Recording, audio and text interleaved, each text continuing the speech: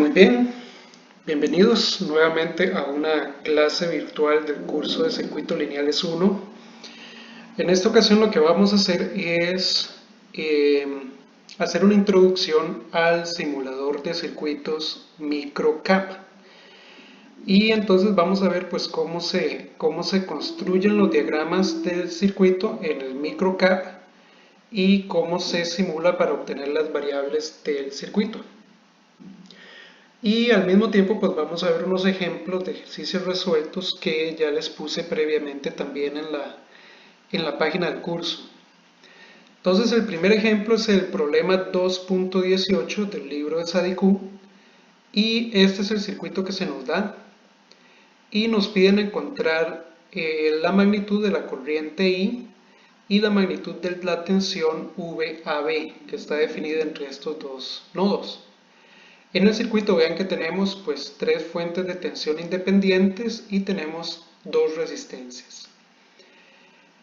Acá les he colocado pues la solución analítica del circuito, cómo fue que hicimos para resolverlo. Noten que lo que tenemos es una única malla, por lo tanto en esa malla la única variable desconocida es la corriente, en este caso I, por lo que entonces directamente se aplicó la ley de tensiones de Kirchhoff para que pudiéramos encontrar precisamente esa corriente. Entonces, partiendo de este punto, por ejemplo, del nodo B, empezamos a recorrer la malla en el sentido de las manecillas del reloj, siguiendo la dirección de la corriente I. Entonces, la primera tensión que nos encontramos es la de la fuente independiente, y no la encontramos con el signo negativo, por lo tanto va negativa en la ecuación, menos 30. Luego, dada la dirección de la corriente I, yo coloqué acá las polaridades que las tensiones V1 y V2 deberían de tener, según la dirección de la corriente I. Esas caídas de tensión son las caídas de tensión en las resistencias y también dependen de la corriente I, así como del valor de resistencia que ellas tengan. Entonces, siguiendo esa polaridad, la polaridad es positiva siempre en una resistencia en el punto donde nosotros estamos asumiendo que entra la corriente, por lo que entonces, si la corriente va, en este caso, de izquierda a derecha, tiene que ingresar forzosamente por el punto de mayor potencial. Eso solo en las resistencias, ¿verdad? Porque las resistencias únicamente absorben potencia, por lo tanto entonces el signo más se asocia con el punto donde entra la corriente. Entonces le hemos dado esta polaridad y a la hora de sumar esa tensión la sumamos positiva, más V1, que en este caso es la caída de tensión en esta resistencia de 3 ohms. Luego nos topamos a la segunda fuente con signo negativo, entonces va negativa, menos 10 volts en la ecuación.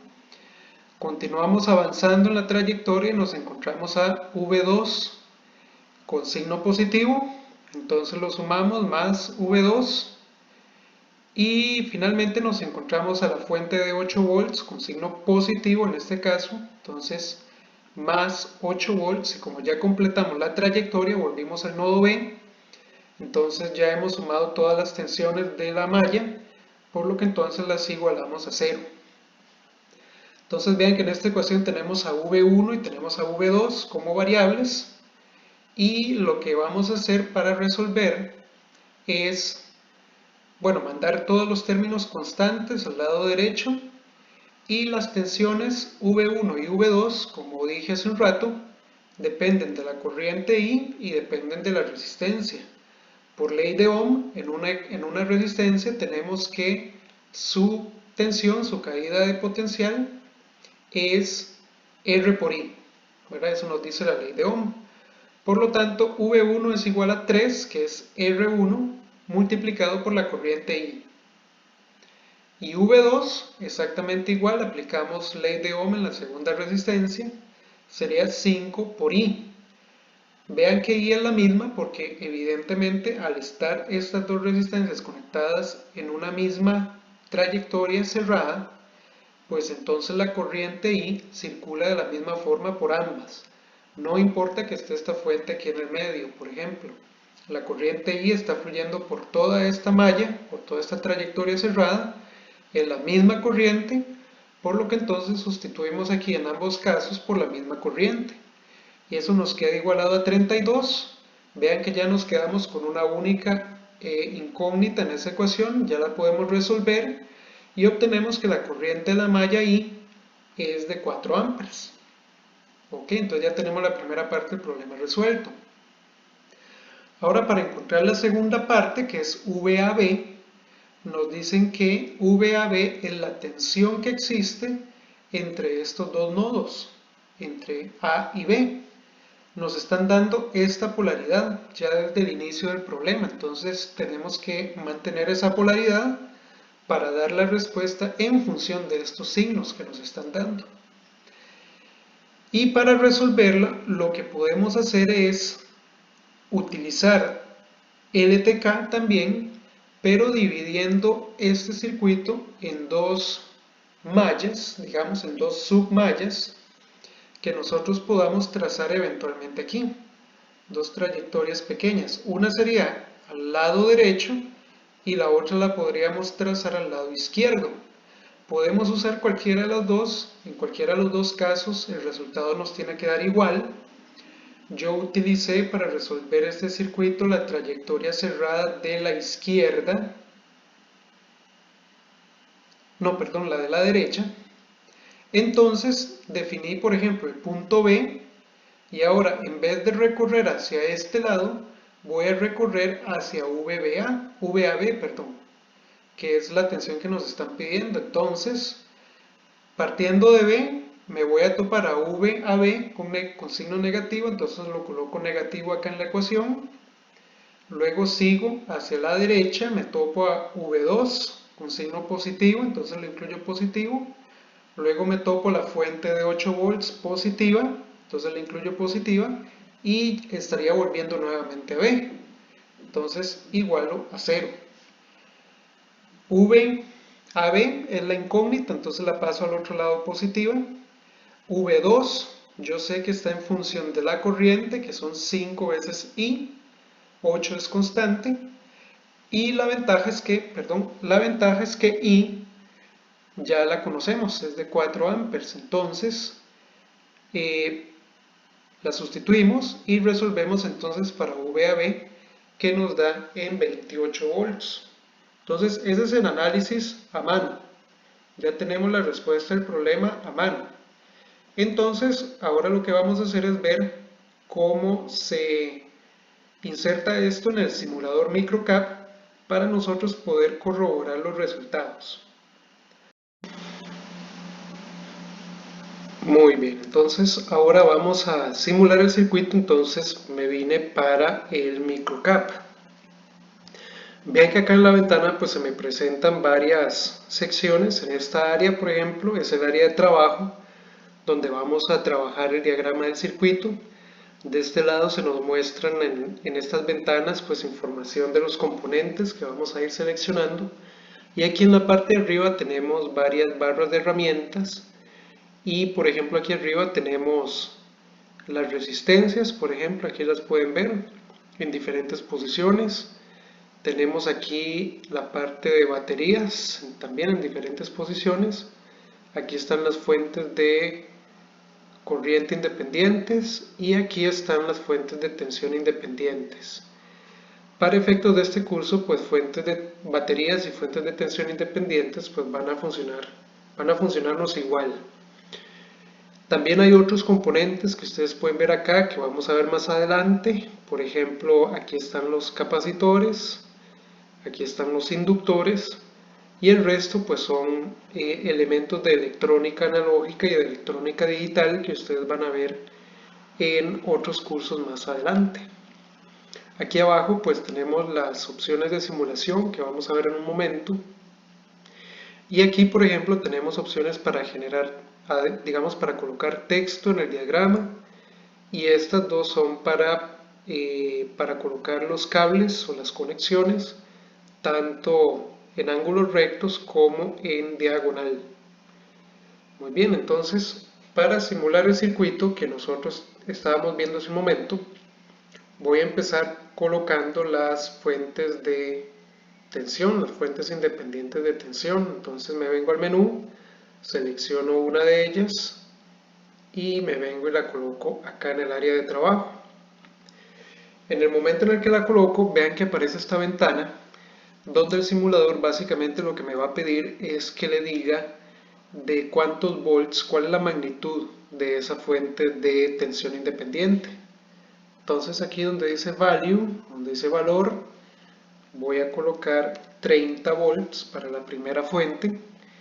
Vean que no es necesario poner la V de las unidades, sino que simplemente nos interesa la magnitud en este caso.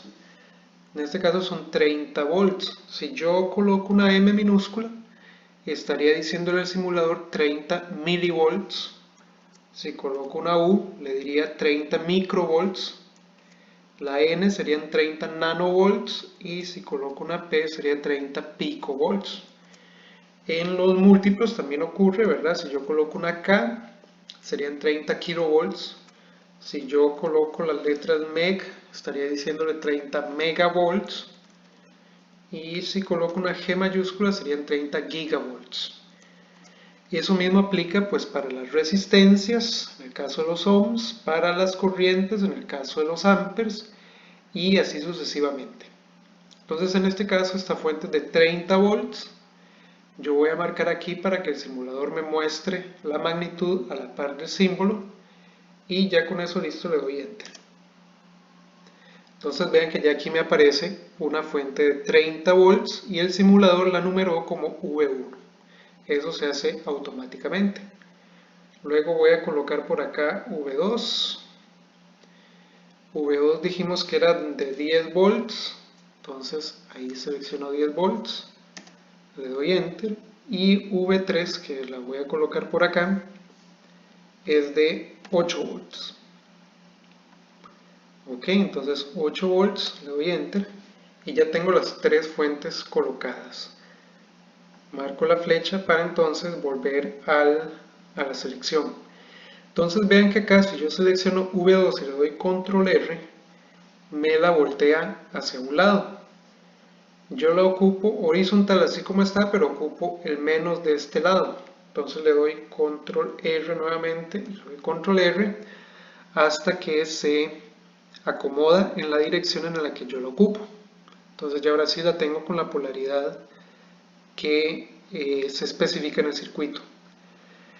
Ahora pues voy a colocar las resistencias, entonces me vengo para acá, para el menú de resistencias, selecciono una de ellas, voy a colocar R1 ahí, también me pide de cuántos ohms es esa resistencia es de 3 ohms, entonces yo voy a escribir aquí 3, le digo que la muestre y le doy enter. Entonces aquí tengo R1 de 3 ohms, voy a colocar R2 acá, R2 es de 5 ohms, entonces coloco 5 y le doy enter. Y ya ahí tengo las dos resistencias. Ok, R1 y R2. Ahora lo que voy a hacer es unir los componentes con cable. Entonces voy a hacer las conexiones con este botón que se llama Wire Mode. Entonces acá me posiciono en uno de los terminales de la fuente y con el mouse estripado arrastro la conexión hasta R1. De R1 voy a R2, a V2, perdón, de V2 a R2 y así hasta completar el circuito. Voy a colocar el nodo inferior y ya ahí tengo entonces el circuito casi que completo. Lo único que queda es una cuestión que en este simulador y en la mayoría pues es necesario indicar también, que es la posición del nodo de referencia o de la referencia de 0 volts. Eso lo vamos a hacer entonces acá con este símbolo que está aquí, que este es el símbolo de nodo de referencia o de tierra o de masa o de símbolo de 0 volts. Lo voy a colocar ahí y lo voy a enlazar con cable al nodo inferior. ¿Qué significa esto? Bueno, con esto le estamos diciendo al circuito que este es el nodo de 0 volts, esta es la tierra. De tal manera que todas las tensiones que el simulador va a calcular van a estar medidas en relación con este nodo de tierra. Es decir, si nos presenta la tensión en este nodo, va a ser la tensión en relación con este nodo de tierra. Va a ser la tensión en este nodo menos 0, que sería la tensión en este nodo, y nos daría entonces valores de tensión referidos a este punto. Y ahora con todos estos datos colocados, ya ahora sí podemos ir a simular el circuito. Entonces ustedes lo pueden salvar, si ustedes gustan, le dan un nombre. Y una vez que ya está listo, venimos aquí a Análisis y activamos la opción de Dynamic DC, ¿verdad? Para que nos haga un análisis de corriente directa y nos muestre los valores. Entonces yo le voy a dar OK a esta ventana y vean que en mi caso pues ya me aparecen un montón de datos que vamos a ir viendo poco a poco. Con los botones aquí de simulación yo puedo decirle que me muestre las potencias o que no me muestre las potencias, que me muestre las corrientes o que no me muestre las corrientes, que me muestre las tensiones o que no me muestre las tensiones. Yo voy a comenzar con las tensiones. Vean que los valores que me aparecen en estos círculos son las tensiones de cada uno de estos nodos, ¿verdad? Vean aquí que donde yo selecciono 30 me ilumina todo el nodo que tiene tensión de 30 volts. Si yo selecciono acá lo mismo y así con los demás. ¿Qué significa? Bueno, que este nodo está a 30 volts en relación con el nodo de tierra. Y eso pues está bien porque lo único que me está uniendo este nodo con este otro es una fuente precisamente de tensión a 30 volts. De tal manera que la tensión que yo voy a ver en este nodo es efectivamente la misma tensión de la fuente, por lo tanto 30 volts. Este nodo de acá está a 18 volts en relación con tierra, este va a estar a 28 volts en relación con tierra, y este de acá está a 8 volts en relación con tierra. Vean que aquí ocurre lo mismo. Entre este nodo y tierra, lo único que tengo es una fuente de alimentación, una fuente de tensión de 8 volts. Por lo tanto, la tensión que yo voy a ver es la tensión de la fuente. Bien. Vean que estos círculos yo los puedo desplazar, los puedo cambiar de posición para verlos más claramente. Yo los voy a poner, por ejemplo, aquí, para que se vea bien a qué nodo es que ellos hacen referencia. Muy bien. Ok. Ahora, ¿cómo hacemos para calcular la tensión en un resistor, por ejemplo, a partir de estos datos? Bueno, nosotros sabemos que la tensión de una resistencia es la diferencia de potencial, es decir, es la diferencia del potencial en uno de sus extremos y el potencial en el otro extremo, de tal manera que V en R1 es la tensión en este nodo menos la tensión en este otro nodo, de tal manera que V en R1 va a ser 30 menos 18, es decir, 12 volts, y como este nodo está a un potencial mayor que este de acá, entonces esta tensión tiene que tener polaridad positiva hacia este nodo y negativa hacia este otro, porque el más siempre nos indica la terminal a la que está un potencial más alto. Entonces nuevamente V en R1 tendría polaridad más menos, más hacia la izquierda, menos hacia la derecha, y su magnitud es 30 menos 18, 12 volts. Aquí en R2 tenemos que su potencial, su tensión, sería 28 volts menos 8 volts, una magnitud de 20 volts y positivo de izquierda hacia la derecha. Entonces más menos en esta dirección y su magnitud sería 28 menos 8, 20 volts. En una fuente de tensión independiente podemos hacer exactamente lo mismo. Su tensión vendría siendo la tensión en este nodo que es el que está indicado como positivo, o sea, es el que está a mayor potencial, sería en este caso 28 menos 18, 10 volts, y su polaridad es positiva de este lado hacia este otro, porque este lado está a un potencial mayor que el de acá. Entonces de esa manera podemos calcular las tensiones en cualquier elemento eléctrico utilizando los valores que el simulador me presenta.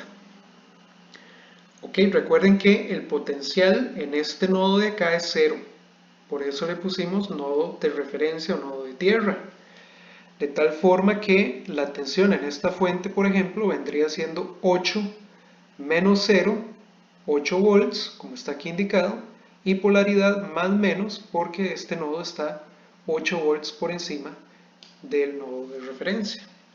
Ok, ahora veamos también las corrientes. Vean que las corrientes que me dice el simulador son de 4 amperes, como ya nosotros lo habíamos calculado. Y vean que la corriente circula con la misma magnitud por toda la malla, como ya nosotros habíamos dicho, y tiene esta dirección. Vean que acá el simulador me dice en qué dirección va esa corriente. De tal manera que entonces corroboramos que la corriente en la malla es de 4 amperes. ¿Ok? Y lo otro que puedo ver son las potencias, que las voy a colocar aquí para que se vean mejor,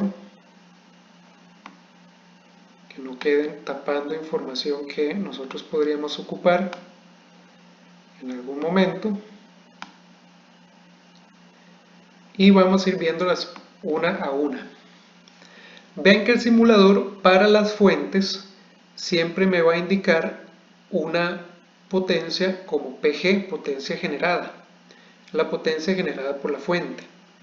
Entonces esta fuente de 30 volts me está generando una potencia de 120 watts.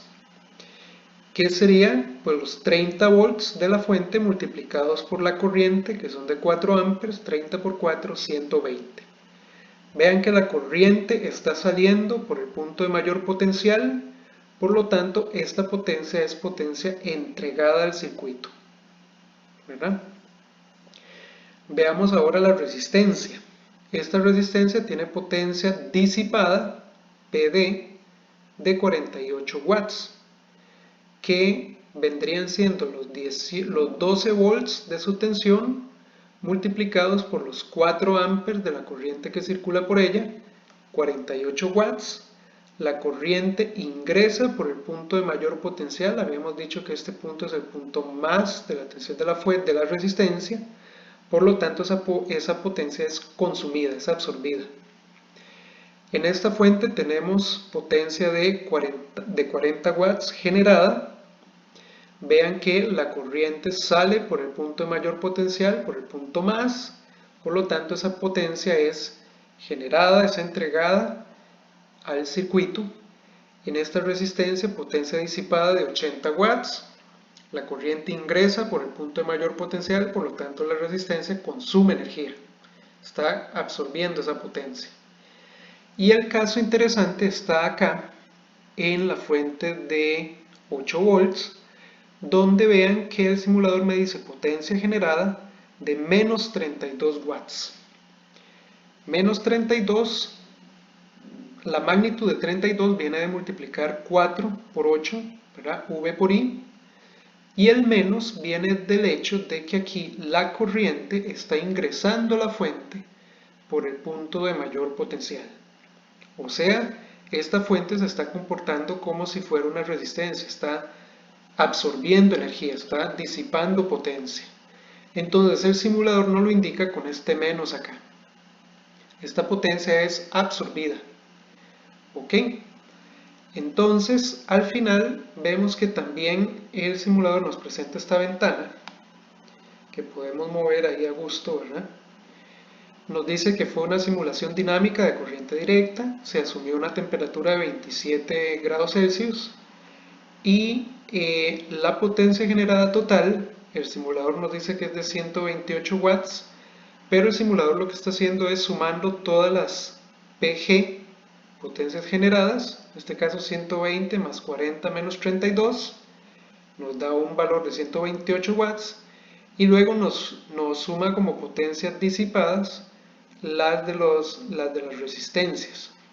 Para nuestro efecto, nosotros sabemos que las potencias disipadas, en este caso, incluyen a la fuente de 8 volts, que está de nuevo absorbiendo energía, y las que están aportando la energía del circuito son solamente V1 y V2.